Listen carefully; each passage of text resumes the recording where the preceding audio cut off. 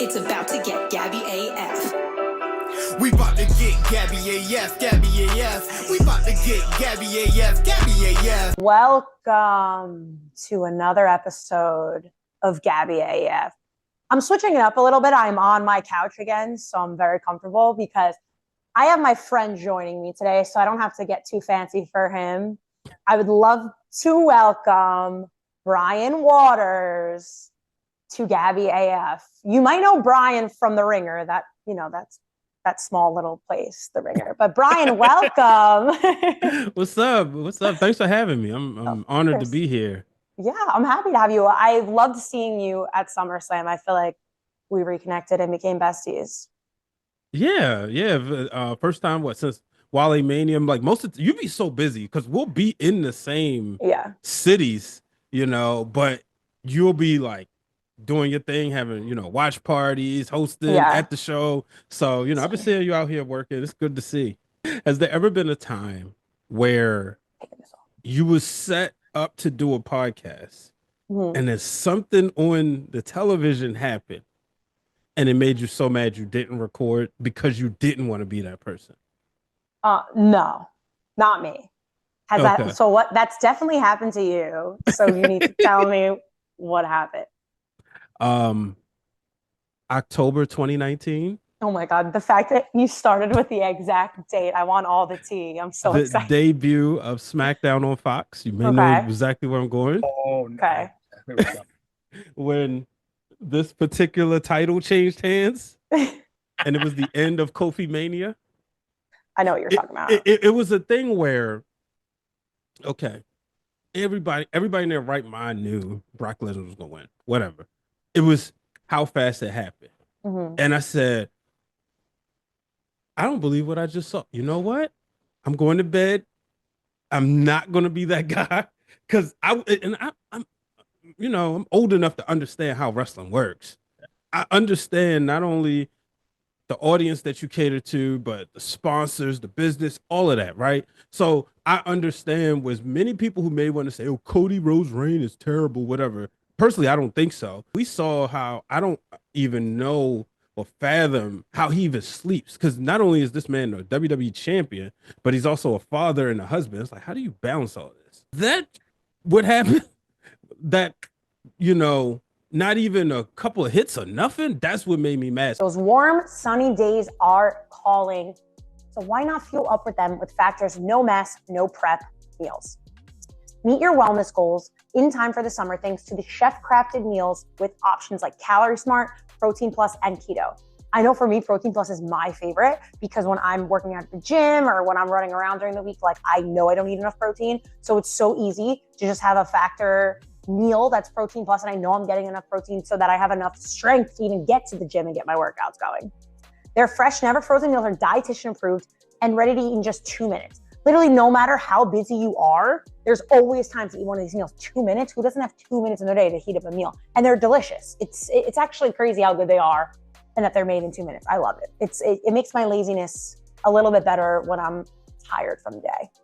Head to factormeals.com/GabbyAF50 and use code GabbyAF50 for 50% off your first box. Plus, you'll get 20% off your next month. That's code GabbyAF50 at factormeals.com/GabbyAF50 to get 50% off your first box plus 20% off your next month while your subscription is active. Go do it. Kofi and Xavier are having some problems. Yeah. And I need to know what you think about it because people are freaking out. They think it's going to be the end of the New Day. Like, do they want to see it? Some people are like, please don't do it. But it's being teased as such. Would you hate it if it happened? Do you want to see it happen? Do you think it's going to happen? I like the fact that it's probably going to happen. But I also love the fact that a lot of people don't want to see it. Yeah. Because when you think about a lot of times with tag teams, Shawn Michaels and Marty Jannetty equipped us to always think, and I think the Hardy Boys and Edge and Christian solidified it for us to always look at tag teams as who's the Marty, who's the Shawn, or as I like to say, who's the Morrison and who's the Miz. So when I look at this, we're always waiting for that breakout star. Like tag team had a run, and unless they look alike and dress alike or siblings, we go, all right, which one is it?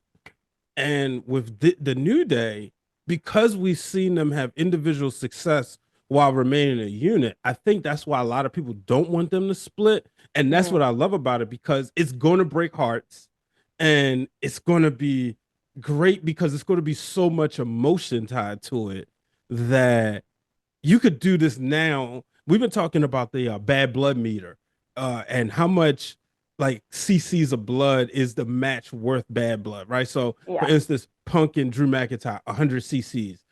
The Judgment Day with against like the Terror Twins, maybe 95 cc's, or maybe you can even say 100, right?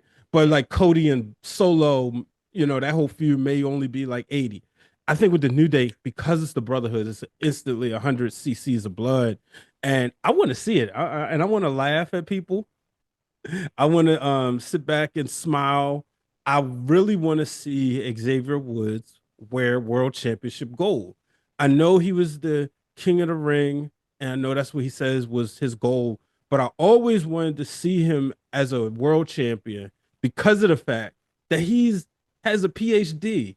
And I wanted to showcase to the world that there's a champion who is a PhD, who's a video game mastermind, who opened the door for so many of the wrestlers to make money outside of WWE. So I want to see him as, it don't have to be that long, but I want to see him hold world title gold. And so I am all in on this one. All right, if there's anything you guys know about me, you know how much I love pizza. It's not even a question. It's my favorite food in the world. Gabby Laspisa loves her pizza. And being from the Pizza Belt, I'm very selective with how I take my pie, which I've also spoken about. Chef founder Chris Wallace started Ozzy's in his home kitchen back in 2021 with the hopes of bringing his hometown's pizza to Los Angeles. Co-owner and fellow New Havener, Craig Taylor, joined Ozzy's in 2022, and the rest, as they say, is history. Pizza history, if you will. Brought together by their shared love of metal, comedy, pro wrestling, of course, and beats, they have made it their mission to bring the thin, crispy, well-done style they've always loved to the City of Angels. Now, you guys know I wouldn't just be talking about pizza if it wasn't good pizza. So if you have not tried Ozzy's pizza, you are 100% missing out. So go and get some Ozzy's pizza and thank me later. Gabulous Pizza with the pizza. Mwah. It's interesting because the New Day to me is one of those tag teams that's been around and been stable for so long. If you look at the roster right now of WWE, like who really has the history on them like they do? They've been through so much together. Obviously losing Big E was a big hit, and they've been kind of finding the footing back, I feel like, without him. So I think that's why people don't want to see it happen, because they are the history of tag teams. Like New Day's been around since I was a fan, like 5-6 years ago, when they were the happy throwing the pancakes. Like I remember everything about it.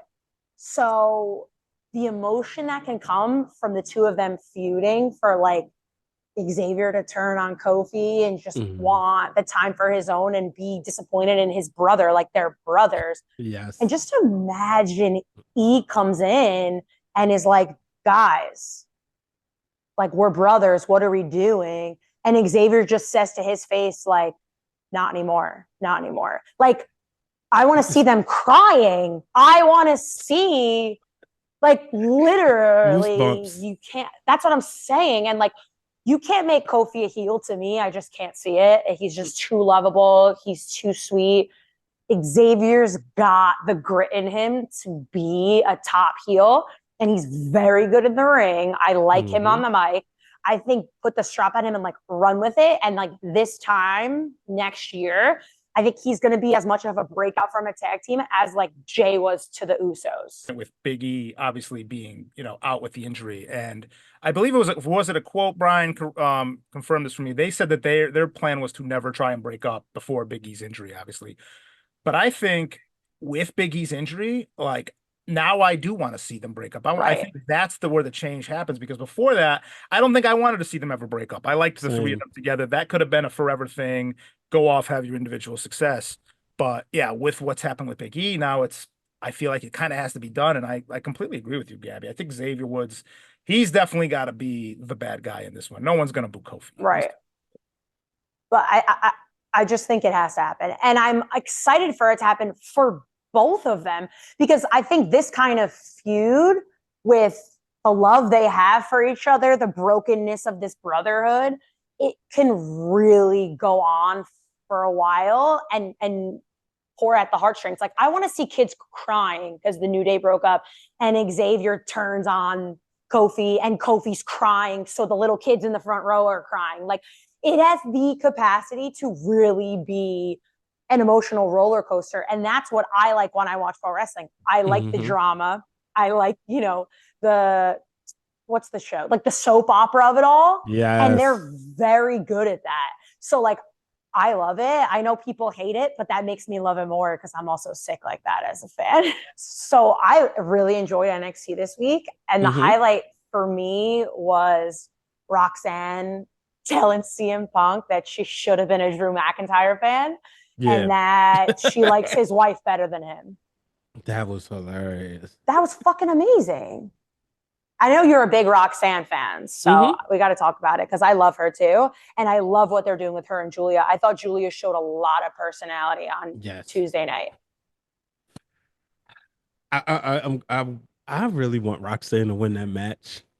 I don't think she's going to. I know, despite one of them things, but I want to, because I want to see them feud for a while. Like, I want to see Roxanne get disqualified or somehow hold on to that title, and then like let this go on for a little bit. But just to see her evolution throughout everything, from being kind of thrown into the title picture because of Mandy Rose, which made sense because if there was a rookie, quote unquote, she was a rookie vet, because she had already had so much experience, because she started wrestling at 14 and being, I should say getting in the ring at 14 and wrestling and promotions and stuff at 16, 17, 18. So she was already a vet learning, just kind of wait until she could legally be signed.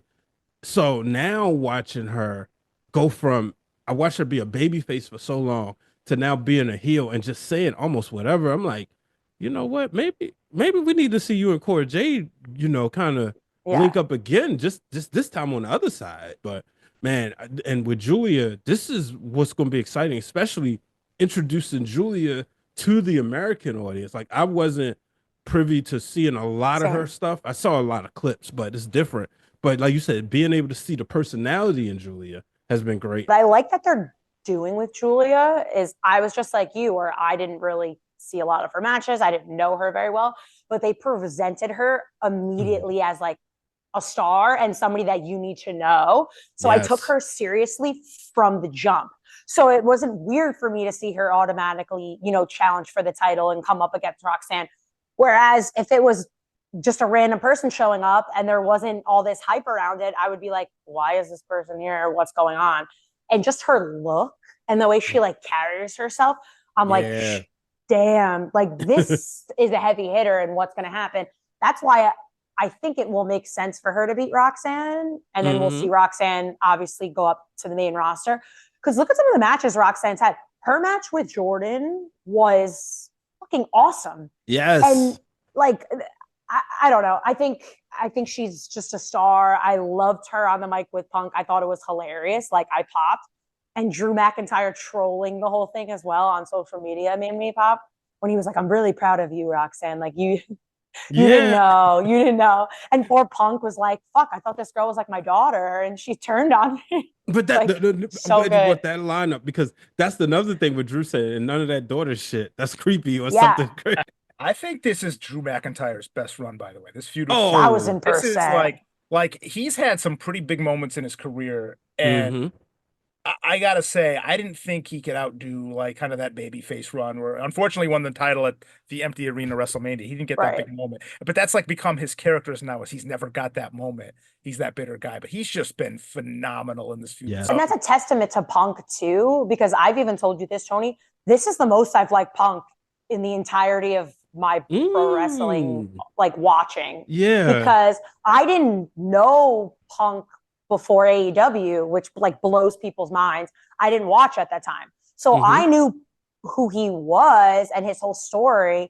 And then he debuted in AEW. And then I was watching, and I've never liked him more than I like him right now. I never got it until right now.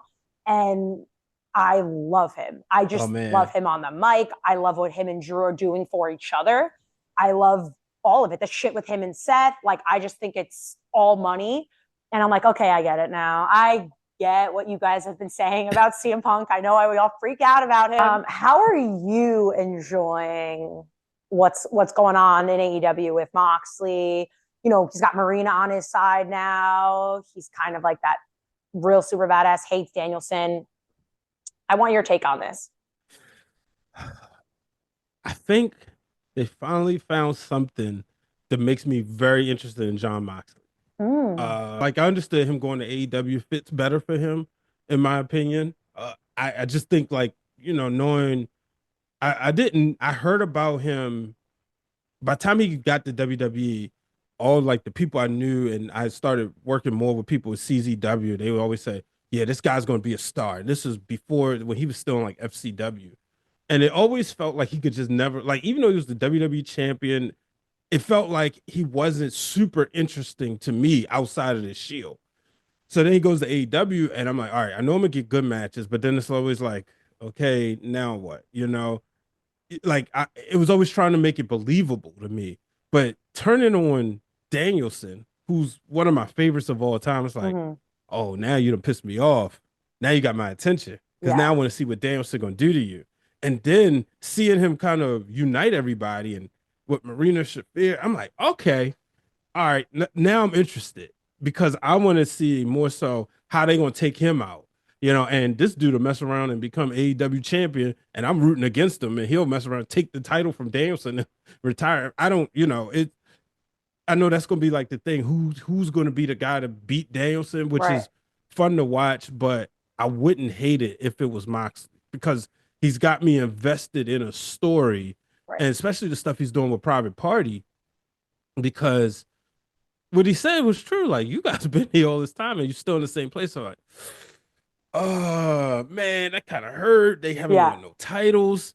And it makes you think, like, different feuds that say, okay, we're gonna make you step your game up. Yeah, and it's interesting about Moxley because I've seen him so much, but still feel like I know nothing about him in the weirdest way. You know what I mean? Like, he's that guy. He just shows up, always puts on a show, is always good, and he's the badass. But it's like, do I love him or do I hate him? Like, I can't tell.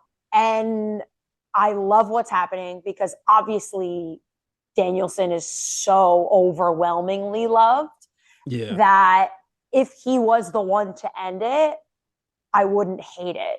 And I think this is the best Marina's ever looked, pairing with him, to be, as just a little side note, he's bringing people in that are just badass, like scary, want to fucking make you hate them. And like, I appreciate that because he has nothing to lose from this. He's not going to be, even if he does lose to Danielson, you lost to Danielson, you're still John Moxley. It doesn't matter.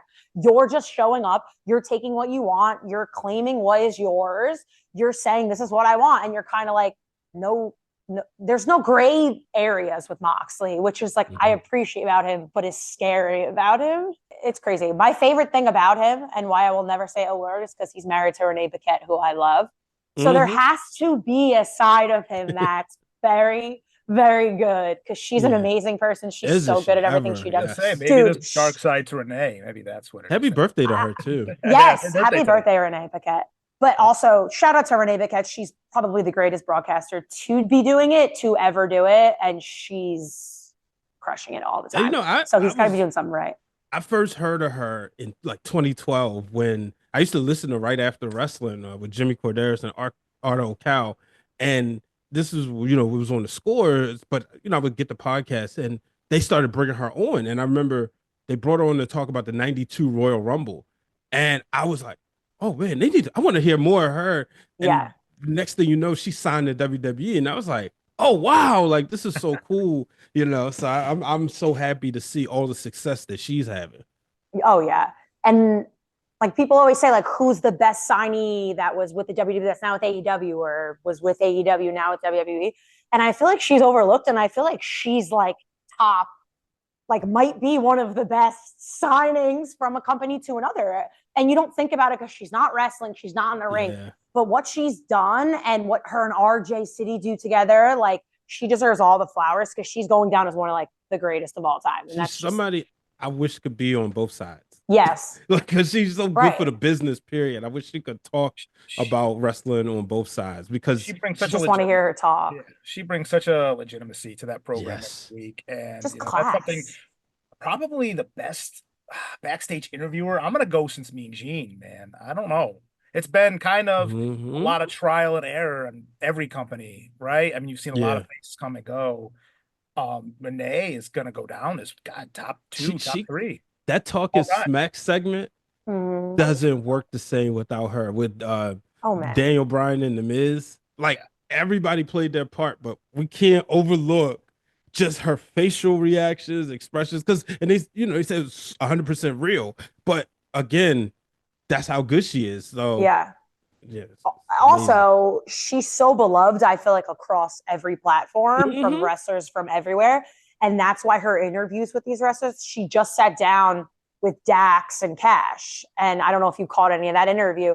And they just trust, like, wrestlers trust her so much. That's why her interviews are so good, because they feel safe with her and they feel comfortable talking to her. And it just exudes on every interview she does. And that's what a lot of interviews don't have. You kind of either have it or you don't. And she's just so good at it. She's like someone I very much look up to. So she deserves to get her flowers because I'm so happy we got to talk about her, because a lot of the shows we don't get a chance to talk about her as great as she is. A mention or two, but I'm glad we got to give her unsung flowers. Hero of professional wrestling. I agree. Absolutely. So someone else before we go that I'm giving their flowers to is fucking Natalya, because on Raw on Monday, she looked so good in that leather and the hat and just the way she's one of the greatest of all time. What she does for the business, how she carries herself, what she does every time she's in that ring, on the mic, everything she does. She's such a treasure to pro wrestling, in my opinion. And maybe she doesn't get enough flowers as she deserves, or as love and respect as she deserves, but she deserves all of it. And I love her so much, and I'm happy. I hope she gets a good run for the title or something, because I would believe in it. And she looks so great with her return. I'm very happy to see her back. Yeah, you could see, like, when you see former wrestlers, once they leave WWE, and you still like social media posts, especially like Instagram, you always see her comments or giving great feedback or showing love, that you see she really cares about the individual and cares about the business. Obviously, she grew up in it, is born and bred in her. Dare say, Brett was Brett, but it's like there's Brett and there's Natalya as far as like greatest hearts ever. Owen's in a different class for obvious reasons, but when you look at their whole family lineage and their whole family history, you have both of them right at the top. I feel like we've been talking for a really long time. We got to wrap it up, Tone. I got one more thing. Me and Brian, back in the Sports Center days, we'd call this a developing story. Not quite breaking news. Oh, shit.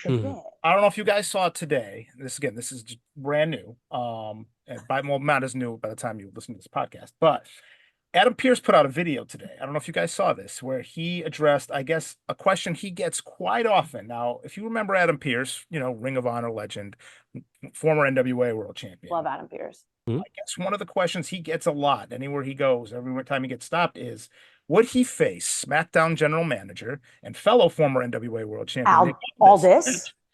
Nick Aldis. So he actually put out a video today where he addressed that and kind of teased a little bit of it. And then Mr. Nick Aldis, who we've had on the show before, Friend of the show. responded to this, and well, he responded it to with a picture of Nick Aldis with his arm flexed. You It's a know, good arm. so that's something. Would you guys want to see the two former Yes. heavyweight champions lock horns in WWE? I Yes. said it the moment Nick Aldis walked into WWE, showed up on WWE television. I said, finally, we can have a real GM versus GM match. You know, we had John Laurinaitis' team versus Teddy Long's team at WrestleMania 28. But here we can have an actual match and just let them go. Let them go 20 minutes, full graps.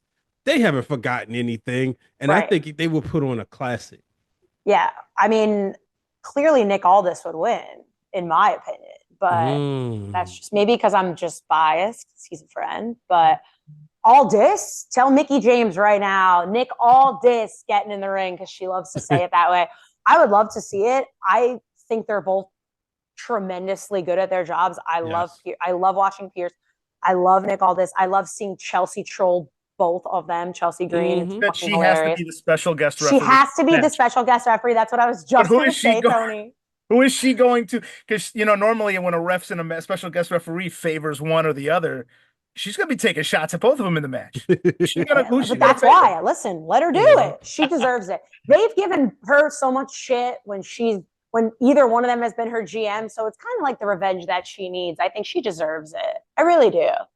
But I would love to see it. I want to know what the stakes would be. Like, I want there to be a stake. Survivor Series would be a good spot for this. I mean, I know it's kind of coming up kind of quick without, them even, on TV being involved in the ring, but Survivor Series historically has been a Raw versus SmackDown kind of thing. Just saying, Maybe get Ooh, 30 NXT GM involved too. Yeah. You could you could throw a couple stakes out there. You could throw in like whoever wins get the 30th spot in the Royal Rumble. You could do something Oh my where God, imagine. yeah, and the loser gets If the they number bring back the draft, the draft. The draft. or writes the superstar at any given time. Yeah. It's so much you I could like do that. there that I would like to see it. I mean, you obviously got Raw going to Netflix. Maybe if Nick Aldis wins, he gets a match. He get to showcase one of his SmackDown stars on Netflix. Maybe he gets a free Netflix subscription if he wins his match. There you And go. he has to worry about that. I would love that though. That Premium. would be awesome. GM v GM. I'm all for Yeah. I'm trying to think of something clever to say, and it's not coming to me. I've been waiting for this one though. Like when the moment, because I'm like, now it's finally like you got two guys who can go, not former wrestlers. You got two guys who can actually go. And then also like Nick Aldis, just when he showed up, he was immediately important because he didn't back down to Roman, and Roman was kind of pushing Pearce around a little bit and the bloodline, but Aldis wasn't having that shit. No. Listen, maybe Cody would be in Aldis's corner, their boys, and then that would be weird. Like, I don't know. Maybe the superstars get involved and they are maybe they all are around the ring while it happens, like the Raw roster, the SmackDown roster, and I don't know. We got to get that match, and we got to get eventually just one time Pat McAfee versus Corey Graves in some way, shape, or form. Dude, I love Pat McAfee so much. I could talk about him for 3 hours. I already miss him. Oh, how do you feel about the new guy on Raw, Joe? Oh, well, first of all, shout out to Joe Tessitore because he shouted out the Masked Man, Bianca and Jay's interview. So to have the Masked Man plug on there, that was awesome. But overall, I don't watch a lot of college football, but hearing his voice, certain people, it's like with Jim Ross in wrestling back in the day, it's important. You hear their voice, the way they're gonna present everything, it's a big game. And I love his opening intros. Brian Curtis covered this on the press box, how he would set the scene of the show and talk about the mountains of wherever the show is. He sets the scene before they go into the arena. So I am a huge fan of his. I was a huge fan day one because it just gives a certain realism. Like, I know we've been used to wrestling being a certain way, but certain things just has to change as we go into a new era. Like, I'll tell anybody, Michael Cole's the greatest of all time as far as I'm concerned. And that's over Jim Ross, over Gordon Soley, over Gorilla Monsoon. To me, it's Michael Cole because he's transcended through any generation. And I love everything that he does And I also love the newness that Joe Tessitore is bringing. So I'm excited about it. Yeah, I actually really like him. And I feel like every week he's getting more comfortable and better. And I feel like this past week was obviously clearly his best week. Mhm. And I'm excited to see how much he's going to grow. And I think him and Wade are good together, which I was a little shocked about. But Wade's awesome too. Can we talk about Wade? I mean, sure, we'll just go 3 hours tonight, whatever you want. My bad. Because I want to know, I haven't really had a chance to talk about this with a lot of people outside of, Ben and Cal and Kaz. Do you think Wade is getting back in the ring with Drew McIntyre? Because, we production people. So that slow stand up. Is it time for Bad News Barrett to make his return? I could see it. Wasn't there like a stare down that just happened too with Wade, and he was like standing up there? Listen, he's a big boy. Mhm. I'm not used to him in the ring because, like I said, that wasn't my time of watching. So for sure, I would get excited about it. I would love to see it, especially if I knew the history as well as you guys do. Mhm. Listen, I'm down for it. If he didn't get hurt, he would have been a world champion by now. Wow. I think That's kinda WWE's sad. version, maybe it's just lazy. I think you look at like what a Nick Aldis brought to the NWA. That was like kind of the track Wade Barrett was on in WWE. Just that William Regal. I mean, it's those British guys bring such a legitimacy when they're so eloquent, but they're also big brutes that can, my beat the favorite. crap out of you. Brutes. I know, big brutes. So no, I would love to Butch, see. don't say Butch. Butch No, very angry. Not upset Butch. I love Butch. Oh, I love him too. If I ever meet him in person, I'm just going to call him Butch just to start you some would love shit. him. I met him once. He's phenomenal. Yeah, I'm sure. All right. Well, this has been awesome. I had a lot of fun, Brian. Thank you so much for joining us tonight. Maybe I'll join you on the Ringer one time. I don't know. Yeah. Give me a ring if you need me. Oh, definitely. I'm just kidding. No, I'm where serious. can everybody follow you? Because I know after this show they're going to want to. Oh, I'm at Brian H. Waters on X, Threads, Instagram, TikTok. I tend to throw some stuff on TikTok and YouTube. You search Brian H. Waters, it'll come up. It's on my YouTube channel. But also the Wrestling Realm, which is the show I created while I was in college with my brothers. And then of course the Ringer Wrestling Show. Shout out to Ben and Cal, Ringer Wrestling, Ringer Wrestling Worldwide. You're doing great. Every Tuesday. I'm still getting used to the name, even though it's been about 4 or 5 months. It used to be Wednesday Worldwide, so it's easier. Funny. But yeah, shout out to them. We do that every Tuesday. Shout out to David and Kaz, the Masked Man Show, which I produce, but tend to make a run in every now and again. Yeah. Well, I appreciate you joining us. Tony, as always, in Connecticut. I love you. And everyone listening, I hope you enjoyed this. We're going to do a lot more of Gabby AF episodes where we're just kind of talking what we want to talk to from the week, hit some big points, and I bring some of my friends on that are also in it. And I love introducing them to you guys if you don't know who they are. And yeah, go follow Brian. He's great. We will see you next week. Have a good weekend. Be safe. Until then, LYMND. Love you most, Snowbacks.